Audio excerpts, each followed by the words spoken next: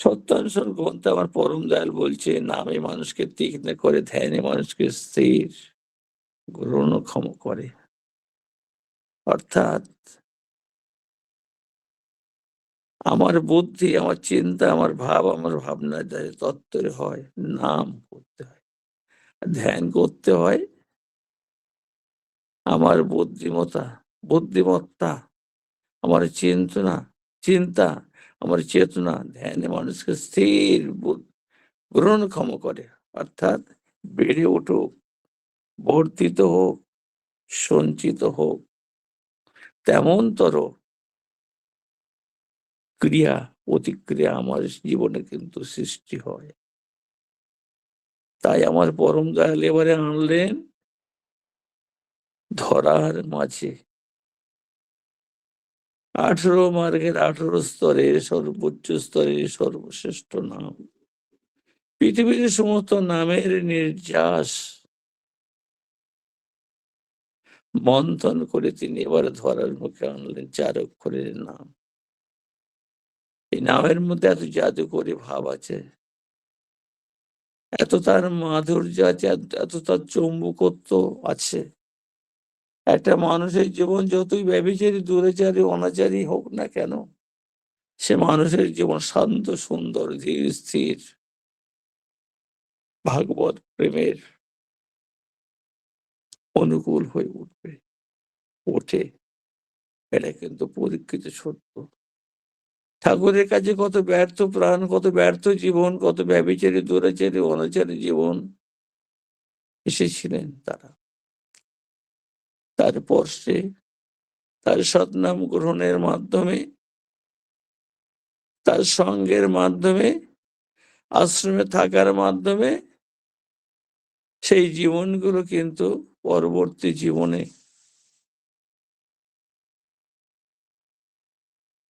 কত প্রেমময়, কত করুণাময়, কত দয়াময়ের স্পর্শ পেয়ে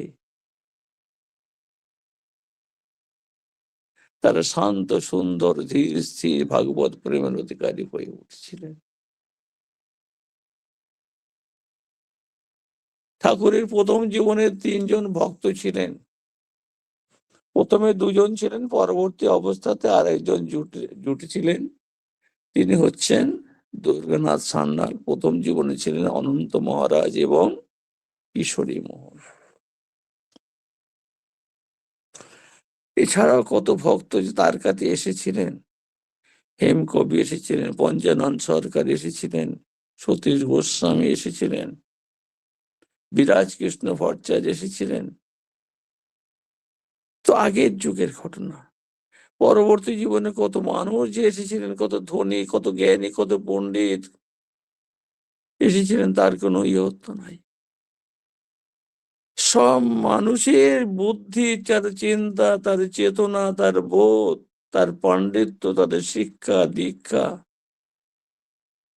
যা ছিল, তার কাছে কিন্তু কেউ কিছুই নয়। তিনি সর্বোচ্চ স্তরের সুপ্রিম পাওয়ার। তিনি গুণে, তিনি জ্ঞানে, তিনি ভালোবাসায়, তিনি শিক্ষায়, তিনি দীক্ষায়, সব ক্ষেত্রেই কিন্তু সবার উপরে ফুলফিলার দি বেস্ট, মানুষের জীবনের পরিপূর্ণ মুক্তিদাতা, পূরণকারী, পুরুষোত্তম।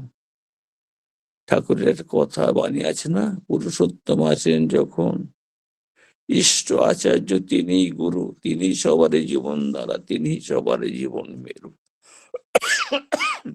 তিনি মানুষের জীবনের কল্পতরু, তিনি আবার গুরুর গুরু, ব্রহ্মা বিষ্ণু মহেশ্বর যার বন্দনা করে, সেই পুরুষোত্তমকে আমরা পেয়েছি গুরু রূপে, নিজের জীবনের চালক রূপে, নিজের জীবনের পথ প্রদর্শক, নিজের জীবনের কাণ্ডারি হিসাবে তিনি আসেন মাঝে মাঝে, ধরার মাঝে, মানুষের দেশে, মানুষ হয়ে, নররূপী নারায়ণ হয়ে আমাদের পথ দেখিয়ে আমাদের ভাগবত প্রেমের পরিপূর্ণ করে তোলেন। অদক্ষ অদক্ষ অদক্ষ জীবনগুলোকে দক্ষ করে চলেন, পরিপূর্ণ করে তোলেন। তাই তিনি বলছেন, সারথি চালাহি যিনি জীবনের রথ, তিনি তো জানেন কার কোন পথ। ঠাকুর কাছে এসেছিলেন কত মানুষ। তার প্রথম জীবনের ভক্ত কিশোরী মোহন রায়। বয়সে একটু বড় ছিলেন, দুর্দান্ত প্রকৃতির মানুষ ছিলেন। তাই তার সঙ্গে মিশতে মিলতে সকলে একটু দ্বিধা হতো। আমার পরম দয়াল পরম প্রেমিক ঠাকুর অনুকূল চন্দ্র তাকে বন্ধু ভেবে, খেলার সঙ্গী ভেবে তাকে সঙ্গে নিয়ে তার সঙ্গ করতেন। মাতা মনমোহিনী দেব একদিন বলেইছিলেন, তুই যে ওর সঙ্গ করছিস, ছেলেটা যে বড় খারাপ, দস্যু প্রকৃতি, দুর্দান্ত প্রকৃতির মানুষ, তুই ওর সঙ্গে করতে করতে তুইও কি ওই রকম হয়ে যাবি? আমার পরম দয়াল বলেছিলেন, মাগো, কিশোরী মোহনে যদি পাল্লা ভারী হয় তাহলে আমি ওর দিকে ঝুঁকে যাব, আর আমার পাল্লাটা যদি ভারী হয় তাহলে ও আমার দিকে ঝুঁকে আসবে।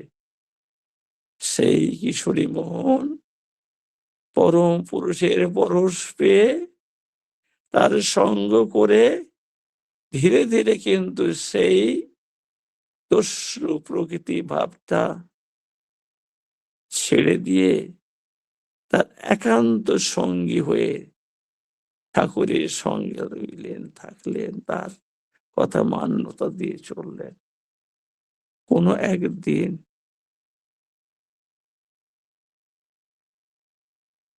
ফরিদপুর থেকে 14 জন অতিথি আসবেন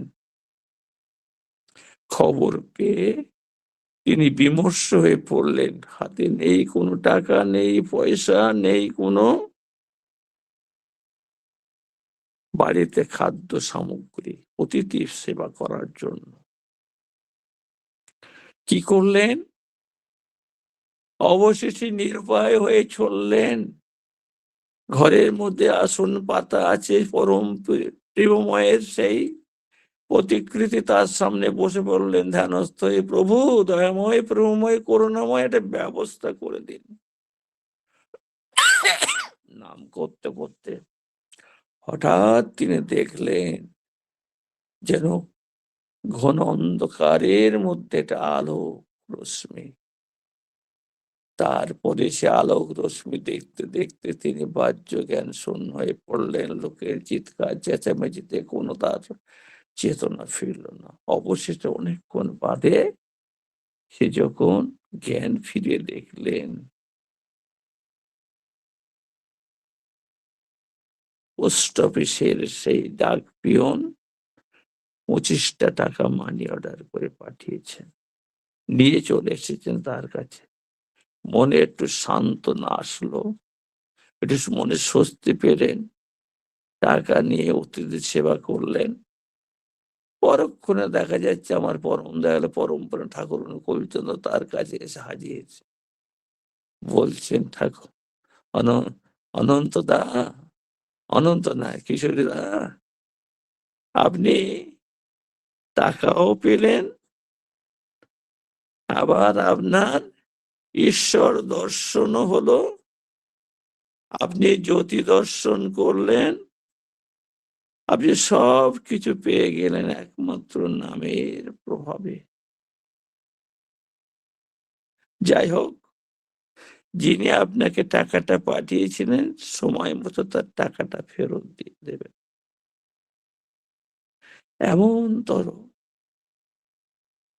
নামের মাধ্যমে যে হয় হতে পারে, আমার পরম দয়ালের সঙ্গ যারা করেছিলেন তারাই কিন্তু বুঝতে পেরেছিলেন। তিনি কুষ্টিয়াতে তার জীবদ্দশায় 32 বেডের হসপিটাল তিনি তৈরি করেছিলেন। নাম ধ্যান এর মাধ্যমে যে মানুষগুলো মৃত, হসপিটাল ঘুরে ঘুরে অবিকল যার অঙ্গ প্রত্যঙ্গ গুলো আছে, বিকল হয়নি, এমন মানুষগুলো ধরে ধরে নিয়ে এসে ৪-৫ জন মানুষ ২-৩ দিন ধরে নাম করার মাধ্যমে সেই মরা মানুষগুলো কিন্তু বেঁচে উঠতেন। নামের এত শক্তি। এমনতর ভাবে কত মানুষ নাম হসপিটালে এসে পরম পুরুষে সেই নামের পরশ পেয়ে সুস্থ হয়ে হেঁটে বাড়িতে গিয়েছিলেন। ঠাকুর তার জীবদ্দশায় সেটা করে দেখিয়েছিলেন এবং তিনি বলেছিলেন একথা, ডেথ ইজ কিউরেবল ডিজিজ। একমাত্র তার মুখ থেকে শোনা যায়। তিনি একমাত্র বলতে পেরেছিলেন ডেথ ইজ কিউরেবল ডিজিজ। এমনতর ভাবে কত প্রাণ রক্ষা পেয়েছিলেন তার কিন্তু কোনো ইয়ত্তা নাই। আমরা পঞ্চানন সরকারের কথা শুনেছি। পঞ্চানন সরকার তিনি বাগেরহাট কলেজের প্রফেসর ছিলেন। তিনি দুর্দান্ত প্রতাপশালী, তাত্ত্বিক মানুষ, বিদ্বান মানুষ, বহু ভাষাবিদ মানুষ, যুক্তিতর্কে কিন্তু যে কোনো মানুষকে তিনি পরাস্ত করতে পারতেন। এমনতর অবস্থায় আমার পরম দয়াল ঠাকুর অনুকূল চন্দ্রের কাছে তিনি আসলেন। এসে সর্বপ্রথম তিনি জানতে পারলেন ঠাকুর আশ্রমে মহারাজ বলে একজন মানুষ আছেন। তার ধারণা ছিল, বোধ ছিল, বুদ্ধি ছিল মহারাজ মানে গেরুয়া বসনধারী যথাযুট মানুষ, সন্ন্যাসী মানুষ। কিন্তু ঠাকুরের দর্শন করতে এসে প্রথমে যার কাছে বাধা পেলেন তিনি হচ্ছেন অনন্ত মহারাজ। তাকে দেখে তো তার মনের মধ্যে কি বলবো, শ্রদ্ধা ভক্তি তো আসা দূরের কথা, একটু তাচ্ছিল্য ভাব এসেছিল যে ইনি মহারাজ। তখন জিজ্ঞাসা করলেন, আপনি কি মহারাজ? অনন্ত মহারাজ বলছেন, আমি মহারাজকে আমি বলতে পারবো না, তবে ঠাকুরের তামাক সাজিয়ে তো একটু ভালোভাবে, তাই ঠাকুর আমাকে ডাকতেন তামুক সাজার মহারাজ। তো যাই হোক, আমি ঠাকুরের কাছে যেতে চাই। আমার কিছু মনে প্রশ্ন আছে, প্রশ্নগুলো সদুত্তর আমি পেতে চাই। তখন মহারাজ বলছেন, ঠাকুরের কাছে যাবেন তো? আগে আপনার প্রশ্নগুলো আমাকে বলুন। আমি যদি আপনার প্রশ্নের উত্তর দিতে পারি তো মহারাজ ঠাকুরের কাছে যাওয়ার তো প্রয়োজন হবে না। আর প্রশ্নগুলো না যদি উত্তর দিতে পারি আমি ঠাকুরের কাছে যাবেন? তখন বিদ্বান পণ্ডিত মানুষ পঞ্চানন সরকার একদিকে আছেন, অপর দিকে আছেন একজন, কি বলবো, তার শিক্ষা দীক্ষা একেবারে নগণ্য, স্কুলের কি গণ্ডি পেরিয়েছিলেন সবেমাত্র, তাও নয়, মাত্র চতুর্থ মানের তার শিক্ষা যোগ্যতা, শিক্ষাগত যোগ্যতা। কিন্তু পরম দয়াল পরম প্রিয় ঠাকুর অনুকূল চন্দ্রের সেই নাম পেয়ে, নামের অনুশীলনের মধ্য দিয়ে সেই মানুষটা এত বড় বিদ্বান হয়েছিলেন, এত বড় পণ্ডিত, এত বড় যুক্তিতর্কের অধিকারী হয়ে উঠেছিলেন। পঞ্চানন সরকার তার কাছে কিন্তু পরাস্ত হতে বাধ্য হয়েছিলেন। ঘন্টার পর ঘন্টা, একটার পর একটা প্রশ্ন নীরব শ্রোতার মতো শুনলেন। শেষে তার কাছে পাল্টা প্রশ্ন করলেন, আপনি যে শুরু করেছিলেন যেখান থেকে, শেষ করলেন যেখানে, প্রথমের সঙ্গে শেষের সঙ্গতিটা কোথায়? পঞ্চানন সরকার তাত্ত্বিক মানুষ, পণ্ডিত মানুষ, প্রফেসর মানুষ, তার উত্তরের মধ্য দিয়ে সে উত্তরটা আর দিতে পারলেন না। কয়েকদিন প্রশ্ন করার পরে শেষমেশ সেই পঞ্চানন সরকার মাথা নত করে পরাজয় স্বীকার করে পঞ্চানন সরকারের কাছে পিরু পরমের সেই সৎ নামে দীক্ষা গ্রহণ করলেন। পঞ্চানন সরকার এমন তর অবস্থায় চলতে চলতে প্রতিদিন অনন্ত মহারাজের কাছে আসতেন, কথা শুনতেন ঠাকুরের। কিন্তু হঠাৎ করে তিনি চলে গেলেন পাবনা জেলায় হিমায়তপুর গ্রামে, ঠাকুর যেখানে অবস্থান করছেন কলকাতা থেকে। তার অভাবে মনটা শূন্য, মনটা ফাঁকা, হতাশ। তিনি ঠাকুর দর্শনে যাওয়ার জন্য চিন্তা করলেন, যেখানে পঞ্চানন সরকার গিয়েছিলেন। প্রথমে কুষ্টিয়া হয়ে বাজিতপুর হয়ে পদ্মা নদীর উপর দিয়ে আশ্রমে আসতে হয়। আশ্রমে তখন পদ্মা নদীর পরিধি অনেক বিস্তৃত ছিল এবং অনেকটা পথ আসার পরে দেখা যাচ্ছে ঝড় বৃষ্টি শুরু হয়, কালো মেঘ দেখা দেয়। তখন নিরুপায় হয়ে মাঝিরা বলতে থাকেন, আসন্ন বিপদ, সবাই আপনারা আপনাদের ইষ্ট নাম জপ করুন। সেই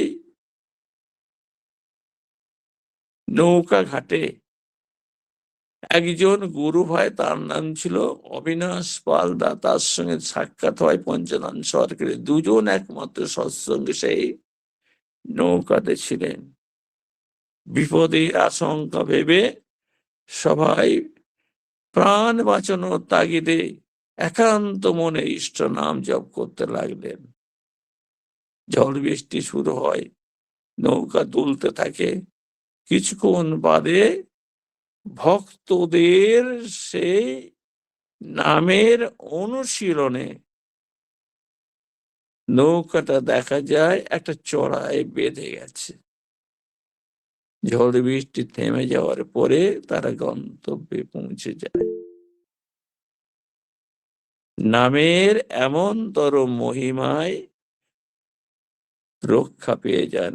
সেদিন সন্ধ্যা হয়ে যায়, ঠাকুর দর্শন হয়নি। পরবর্তী দিনে সুশীল চন্দ্র বোসদার মাধ্যমে ঠাকুর দর্শনে যান। ঠাকুর প্রণাম করার পরে বসে আছেন পঞ্চানন সরকার। পঞ্চানন সরকার দিকে তাকিয়ে ঠাকুর বলছেন, আপনি কি প্রফেসরি করতেন না? পঞ্চানন সরকার বলতে, হ্যাঁ আমি প্রফেসরি করতাম, কিন্তু এখন আর করি না। তার মনের যত প্রশ্ন, যত বেদনা, যত দুঃখ, যত জ্বালা, সব কথা উজাড় করে ঠাকুরের চরণ তলে তিনি নিবেদন করার চেষ্টা করলেন। অবশেষে তিনি বলেই ফেললেন, ঠাকুর, এই ব্যর্থ জীবনে এতদিন পরে আপনার যে দর্শন পেলাম, এই অল্প সময় জীবনে বাকি আছে, এই সময়ে কি আমার জীবনে কিছু হবে? ঠাকুর বললেন, হবে না মানে? যদি ঝড়ের মাঝে পদ্মার উদ্দাম ঢেউয়ে আন্দোলিত নৌকা যদি এক মনে এক প্রাণে নামের প্রচেষ্টায়, নামের অনুশীলনে রক্ষা পেয়ে চড়াতে বেঁধে যায়, যে পরম পিতা নামের নামে নেমে এসে বুক পেতে নৌকাটাকে ধারণ করে উঁচু করে তুলে থাকে, দাঁড়িয়ে তুলে রাখে, তখন যদি বিশ্বাস হয়, আর এখন এখন এই অল্প সময় আছে, এখন বিশ্বাস হবে না কেমন করে?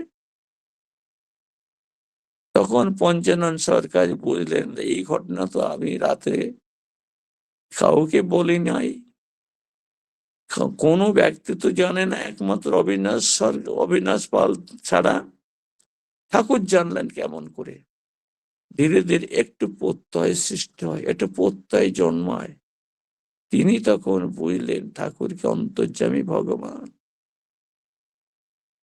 এমন তর ভাবে তার বিশ্বাস দৃঢ় হতে হতে হয়, তিনি বুঝলেন দিন দুনিয়া তিনি কুলমালিক, তিনি তিনি ঠাকুর অনুকূল চন্দ্র, তিনি জগতের ত্রাণকর্তা, জগতের মালিক, জগতের প্রভু, জগতের বিভু।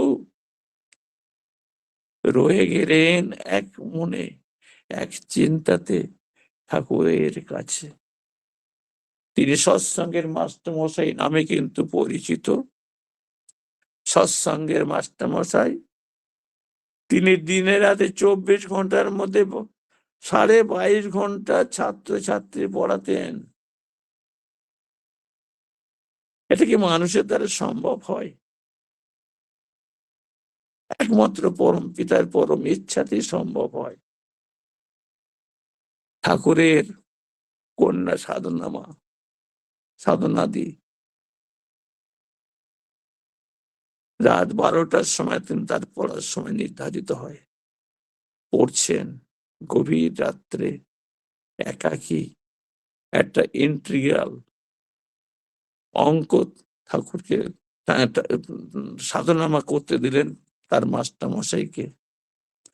একটা চোখ বন্ধ করে একটা হাত জাগিয়ে রেখে মস্তিষ্কের একটা অংশ সজাগ রেখে 1.5 পাতার অঙ্ক তিনি করে যখন সাধনামাকে দিলেন, সাধনামা দেখে দেখলেন নির্ভুল অঙ্কটা আশ্চর্যভাবে করলেন তার মাস্টারমশাই। প্রশ্ন করছেন, মাস্টারমশাই আপনি তো অঙ্কটা করতে করতে ঘুমাচ্ছিলেন। একটা ঘুমন্ত মানুষের মধ্যে নাকও ডাকছিলেন, চোখও বন্ধ ছিল, আবার হাতটা কিছুটা সচল ছিল। এটা কি সম্ভব একটা মানুষের পক্ষে এটা করা? পঞ্চনয়ন সরকার বলছেন করা যদিও সম্ভব নয়, অত্যন্ত কষ্ট, কিন্তু তোমার বাপের ঠেলায় পড়ে আমাকে কিন্তু করতে হয়েছে।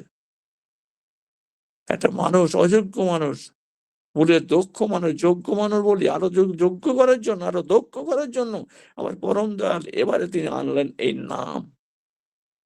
সেই নামের প্রভাবে একটা মানুষ 24 ঘন্টা 22.5 ঘন্টা ছাত্রছাত্রী পড়াতেন। সেই পঞ্চানন সরকার বাগেরহাট কলেজের প্রফেসর ছিলেন, একটা বৌদ্ধৃষ্ণ পরিবারের মানুষ ছিলেন। তার একজন দাদা ছিলেন, তিনি কুষ্টিয়া রেল স্টেশনে চাকরি করতেন। দীর্ঘদিন ভাই আসছে না দেখে তিনি আশ্রম অভিমুখে আসলেন, দেখতে চাইলেন, তাই ভাই কি করছে, কোন আশাতে, কোন প্রলোভনে তিনি পড়ে আছেন ঠাকুর আশ্রমে। এসে দেখছেন একেবারে সাধারণ সহজ সোজা মানুষ, একেবারে সাধারণ জীবনযাপন। তখন ভাইকে বলছেন, ভাই তুমি এই অবস্থায় না থেকে বাড়ি ফিরে আসো। পঞ্চানন সরকার বলছেন, দাদা আপনি যদি পারেন আপনি চলে আসুন। যাকে পেলে জীবনের সব পাওয়ায় রূপান্তরিত হয়, যার সাধনা করলে মানুষের জীবন তার গন্তব্যে সে পৌঁছতে পারে, যে মানুষটাকে নিয়ে চললে জীবনের সব চাওয়াটা পায়, পরিপূর্ণ হয়, আমি সেই মানুষটাকে পেয়েছি, তাই এখানে ছেড়ে আমি যেতে পারবো না। যদি তুমি পারো এখানে চলে আসো। সেই পঞ্চানন সরকার, তখনকার দিনের আশ্রমের এমনতর অবস্থা ছিল না, এমনতর চাকচিক্য, এমনতর থাকা খাওয়া, স্যানিটারি ব্যবস্থাও ছিল না। ঠাকুরকে একদিন বলেই ফেললেন, ঠাকুর বর্ষাতে আমার কাঁথা বালিশ ভিজে যায়, যদি একটু ব্যবস্থা করেন থাকার, আমি আপনার আশ্রমে থাকতে পারি, একটু শান্তিতে ঘুমাতে পারি। আমার পরম দয়ালের কি বিধান ছিল, তিনি বললেন, পঞ্চনন্দা পদ্মার তীরে যে শেড গুলো আছে ইটের, সেই শেডের উপরে থাকবেন, একটা ইট মাথায় দিয়ে রাত্রে ঘুমাবেন, বৃষ্টিতে ভিজবে না, আপনার ঘুমেরও ব্যাঘাত ঘটবে না। তিনি প্রশ্ন শূন্য ভাবে গুরুর আদেশ পালন যেথায় সেখানেই তো সিদ্ধি জাগে রয়ে গেলেন তেমন তর হবে একটা ইট মাথায় দিয়ে বাগেরহাট কলেজের প্রফেসর বৌদ্ধিষ্ট ফ্যামিলির শিক্ষক মানুষ গুরুর আদেশ পালন করার জন্য রয়ে গেলেন এমন তর ভাবে কত প্রাণ যে ত্রাণ পেয়েছে, কত প্রাণ যে রক্ষা পেয়েছে, কত প্রাণ যে রত্ন মানুষের রূপান্তরে তারই হত্যা নাই। বৈষ্ণবতে কথা আছে পরশ মনির সঙ্গে কি দেব তুলনা, লোহা পরশিলা হয় সোনা, আমার শ্রী চৈতন্য রূপে গণি নাচিয়া গাইয়া রতন হইল কত জনা। ঠাকুরের এক ভক্ত কবির কথা বলি শেষ করি, আমার ৬টা পর্যন্ত বলতে বলছেন, ৬টা ৫ হয়ে গেছে। তিনি বলছেন পলাশ ছুঁলে গোলাপ হয়ে ফোটে, লোহা ছুঁলে হয় সোনা, আমার শ্রী বহুর চরণ তরে আসিয়া রতন হইল কত জনা। মরচে পড়া লোহাগুলো সব পড়তে খাঁটি সোনা, আমার প্রভু ধরার বুকে করেন আনাগোনা। আমরা পেয়েছি সেই প্রভুকে, যার চরণ তলে এসে যার প্রশ্নগুলো, যার বিধানগুলো প্রশ্ন শূন্যভাবে বোকার মতো মেনে আমরা কত মানুষ যে ত্রাণ পাচ্ছি, কত মানুষ যে আনন্দের অধিকারী হয়ে উঠেছে, কত মানুষ যে যোগ্য হয়ে উঠছে, কত মানুষ যে দক্ষ হয়ে উঠেছে, কত মানুষ যে ভাগবত প্রেমের অধিকারী হয়ে উঠছে, তার কিন্তু ইয়ত্তা নেই।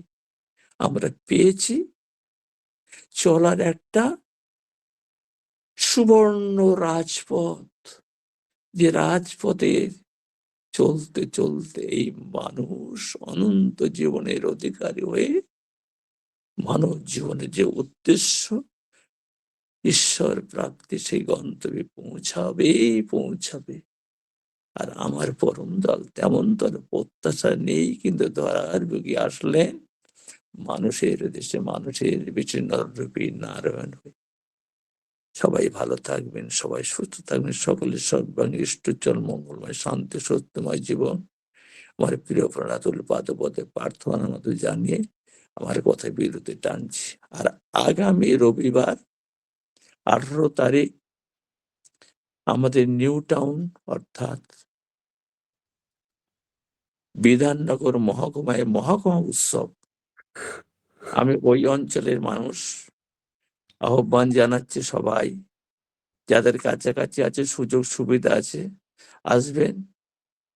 পরম দয়াল এবারে পরম দয়ালের প্রতিভু আচার্যদেব তিনি নর্থ 24 পরগনা 5টা উৎসবের কথা বলেছেন মহকুমা উৎসবে, তার মধ্যে সবগুলি হয়ে গেছে, বনগাঁ, বারাসাত, বসিরহাট, ব্যারাকপুর, আগা আর পড়ে আছে নিউ টাউন উৎসব অর্থাৎ বিধাননগর উৎসব। বিধাননগরে আসবেন, বিধাননগরের স্টেশনে নেমে নিউ টাউন গামী যে কোনো বাসে উৎসব মণ্ডপে যাওয়া যায়, 15 থেকে 20 মিনিটের ব্যবধান। সকলের সর্বাঙ্গী মঙ্গল। আবার প্রার্থনা জানিয়ে আমার কথা বিরতি জানছি। উৎসবের একটু আগমন বার্তা দিলাম, সবাই আসবেন, উপভোগ করবেন। পীরপনের উৎসবে থাকলে মানুষের মন ঊর্ধ্বমুখী হয়, ঈশ্বরমুখী হয়। একটা কথা আছে না, সৎসঙ্গ সৎসঙ্গ সর্বলোকে কয়, ক্ষণিকের সৎসঙ্গে সর্বসিদ্ধি হয়। জয় গুরু। সকলের সিদ্ধি হোক, সকলের উন্নতি হোক, সকলে মুক্তি পান, আনন্দে থাকুন, জীবনটাকে ভরিয়ে তুলুন শান্তিতে, আনন্দে পীরপরমের ভাবে। জয় গুরু, জয় গুরু, জয় গুরু। জয় গুরু। এত সুন্দরভাবে এই যে আমরা 5টা থেকে নাম ধ্যানে বসি, সেই নাম ধ্যানের কথাগুলো দাদা খুব বিস্তারভাবে বললেন। নাম করলে কি হয়, কুষ্টিয়ার কথা বললেন, সেই কিশোরী মোহনদার কথা বললেন, খুব অনেক পঞ্চানন সরকারদার কথা বললেন, অনেকগুলো সেই ভক্তজনের গুণীজনের অমরত্ব লাভ করেছে, ওনাদের কথাগুলো তুলে ধরলেন। ঠাকুরকে ধরলে কি হয়, ঠাকুরকে ধরলে সেই ঈশ্বর প্রাপ্তি হয়। আমি দাদার দীর্ঘায়ু কামনা করি। পরম পিতা রামের আতুল চরণ দর্শক নাম ধ্যান স্বস্তি যজ্ঞর পক্ষ থেকে আপনাকে অসংখ্য ধন্যবাদ জানাই। আপনার পরিবার পারিপার্শ্বিক সবারই ঈশ্বরচর মঙ্গলের জন্য প্রার্থনা